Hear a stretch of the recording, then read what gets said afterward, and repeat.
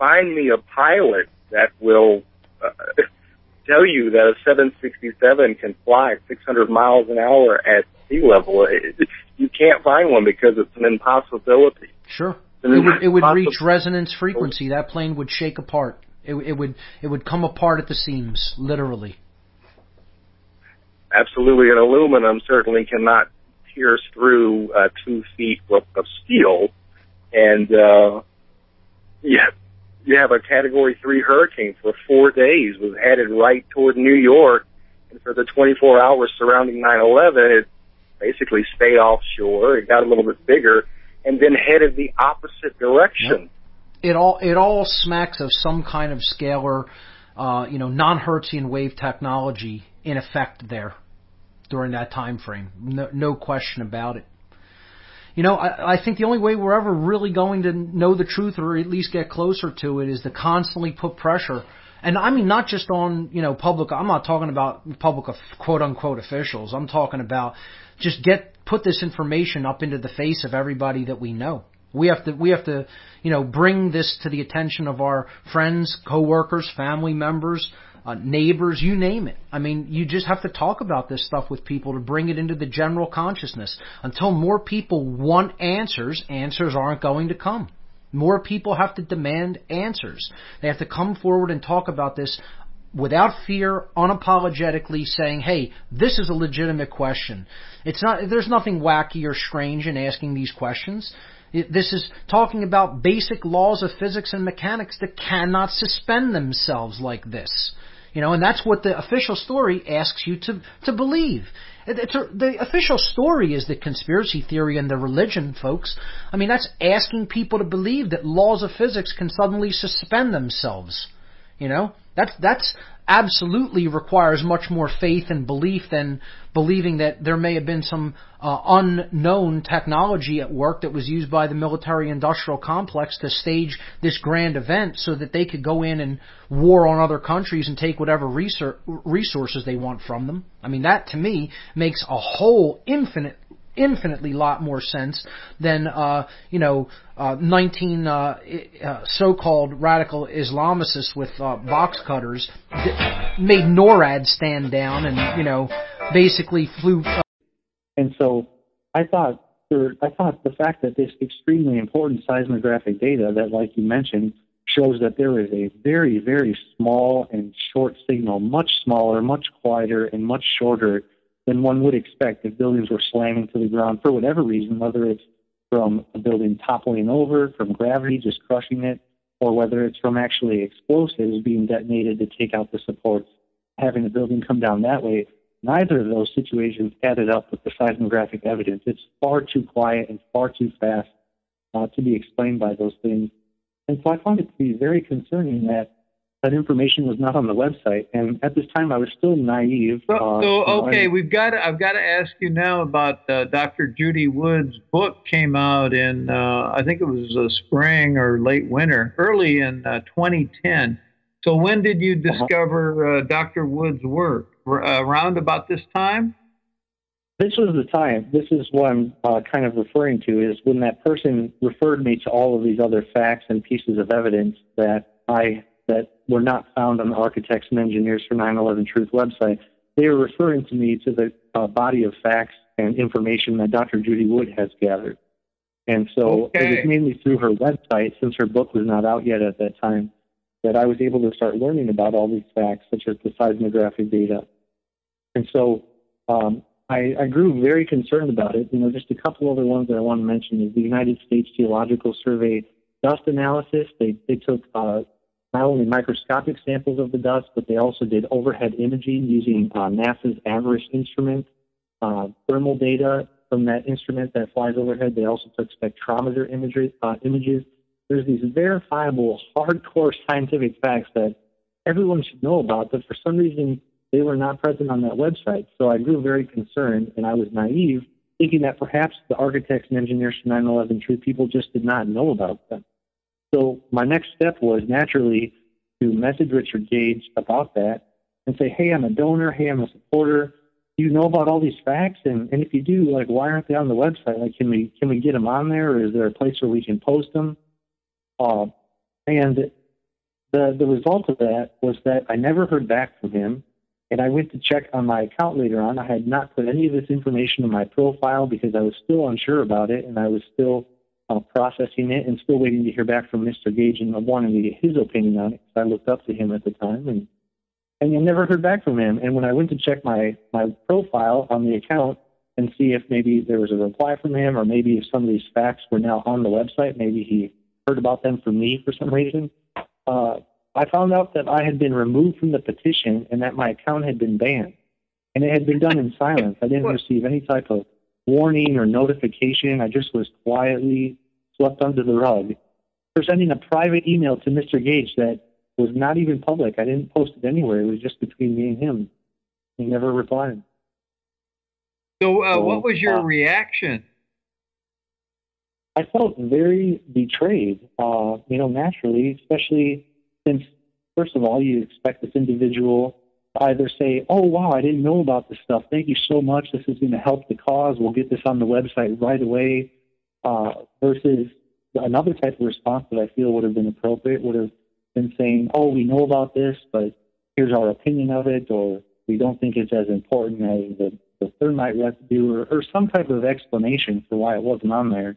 I certainly didn't expect to receive no reply at all, and even more so, I certainly didn't expect that trying to help by sharing these facts with them, hoping to alert them to them, would result in me getting silently banned from the website, my account completely removed, not temporarily suspended or silenced, but actually removed and deleted from the website. Right. Very you were rationally expecting a content-related response, right, to say that this is appropriate for this reason and that, or we know about it, it's valid, but and we'll get on it. But instead, it's just you become a non-person. It's a Soviet response. We're going to delete you. Exactly. I found it to be very suspicious and very concerning. And so it kind of launched me on a crusade, you could say, for lack of better words, to push this information, because I started, as I continued to understand it more and more, I started to realize that perhaps the reason that they're behaving this way towards me is because perhaps this information is very important and shows that explosives as well do not explain this, just as well as jet fuel and airliners do not explain what happened on 9/11. So, Abe, were you catching on that this is part of the cover-up, a deliberate disinformation, or you were maybe? I had this education, it's learning by doing, getting up this learning curve. That there is a cover-up. Some people who are wearing white hats are actually black hat people. So, what stage of thinking were you at this point? That was the first real inkling that I started to feel like, wow, maybe the cover-up is not just at the level of, government officials telling lies and the news telling lies. This was the first time where I felt like there's a truth organization that is behaving in the exact opposite manner. They are doing the opposite of pursuing the truth. They are removing people for sharing facts and sharing verifiable information. And so I started to get suspicious. That's kind of where I was at that point. It became much more of a certainty that Mr. Gage is a dishonest individual later on, and I kind of tested things. So my next step was naturally to go to all these different 9/11 truth forums that I was an active poster at, some which I mentioned earlier, even places like Loose Change, the Loose Change 9/11 forum. I thought that would be a great place to share this. And I started posting. I assembled kind of a compilation summary post, introduce these facts, and say, hey, what do you guys think about this? Let's discuss this. And this chain of events happened where I would continually have my account just removed and deleted, and my blocking privilege or my posting privileges blocked just for making an innocent post about factual information that people need to know about. And so it started to become very clear to me after the pattern, after being banned from maybe 10, 11, 12 different, quote, truth forums like Loose Change for 9/11, Alex Jones's forum, etc., I started to realize that this is not just an accident. Like, something that I'm posting is not, they don't want people to see that. And so I started to realize that this is indeed more than just suspicion, but this is deliberate trying to prevent people from seeing the information I'm sharing. Boy, if you weren't an example of the wounded in this whole battle, it's just amazing, isn't it?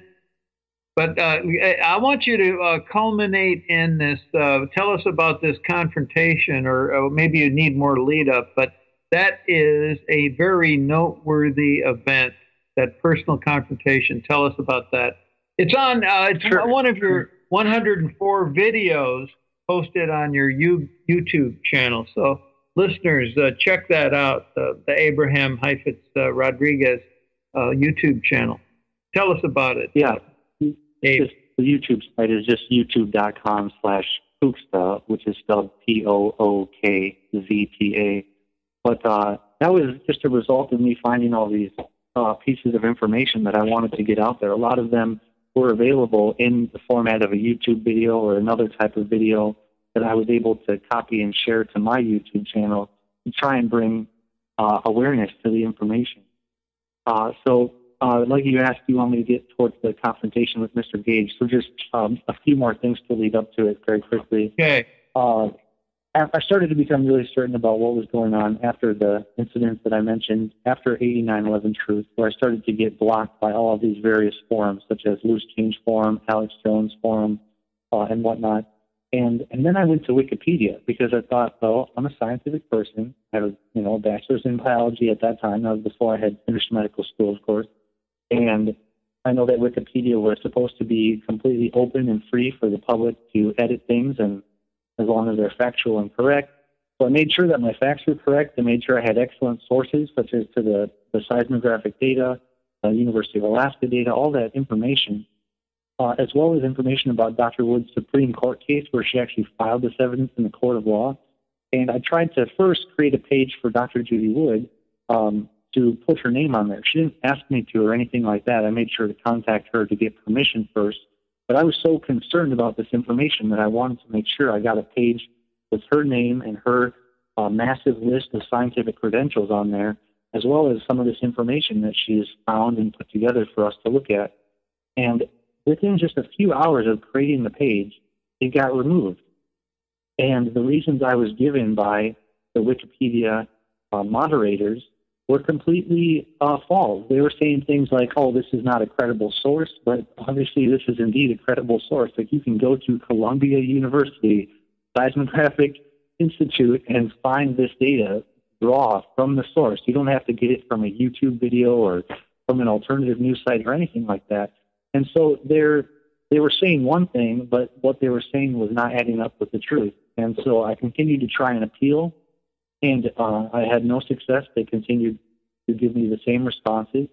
And so then I went to the Wikipedia 9/11 Truth Movement page, because Wikipedia is not against discussing 9/11 conspiracy theories, but they are against letting Dr. Wood's name or any of these actual facts that are not theories be mentioned on there. So I found that they had all this information about people like the researcher named David Ray Griffin, who I believe his PhD is actually in theology or religious studies. He's not even a scientist. Right. But they have all of these paragraphs devoted to him and his book and Dr. Stephen Jones and thermite. But there is absolutely no mention of Dr. Judy Wood, not even so much as having one small link to her website on the list of supplemental sources on that 9/11 Truth Movement Wikipedia page. And this just fit with everything else. So I thought I'd be sneaky and try to slip in her website at the bottom and just slip in a sentence or two. Arguably, I insist she's done the most important volume in the century thus far. I mean, Where Did the Towers Go is such there's been no attempt to refute the facts in that book. No, and I agree with you. It's not really an irrefutable thing, because the facts are the facts. They speak for themselves. And the only way people can really attempt to give the illusion that it's been discredited is to either distract from it or to just address individual isolated little segments of it and try to create arguments about that. But when you look at all of the facts together, it is so overwhelmingly obvious. It just makes you want to yell at the top of your lungs, like, look, people, like, you can actually know what happened on that day. You do not have to guess about it anymore.